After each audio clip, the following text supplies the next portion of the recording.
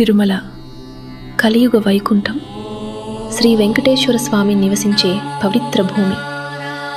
ఈ తిరుమల కొండలు సాధారణమైనవి కావు. ఇవి సప్తగిరులు, 7 పవిత్ర కొండలు.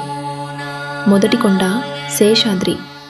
ఆదిశేషుడు కొండ రూపంలో మారి శ్రీమన్నారాయణుని రక్షించాడని నమ్మకం. ఈ శేషాద్రి భక్తులకు రక్షణ, శాంతి ప్రసాదించే పవిత్ర కొండ.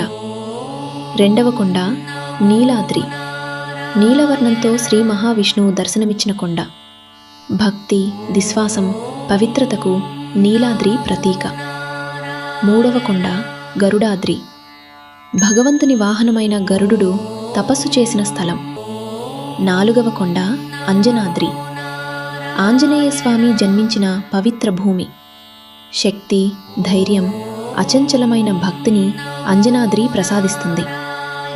ఐదవ కొండ వృషభాద్రి. ధర్మదేవత అయిన వృషభుడు తపస్సు చేసిన కొండ. ధర్మం, న్యాయం, సత్యం ఈ వృషభాద్రి యొక్క మహిమ. ఆరవ కొండ నారాయణాద్రి. శ్రీమన్నారాయణుడు నివసించిన పవిత్ర కొండ. మోక్షం, పరమాత్మ అనుగ్రహం. నారాయణాద్రి భక్తులకు వరం. ఏడవ కొండ వెంకటాద్రి. స్వయంభూగా వెలిసిన శ్రీ వెంకటేశ్వర స్వామి నివాసం. కలియుగంలో కోరికలు తీర్చే దేవుడు ఇక్కడే ఉన్నాడు.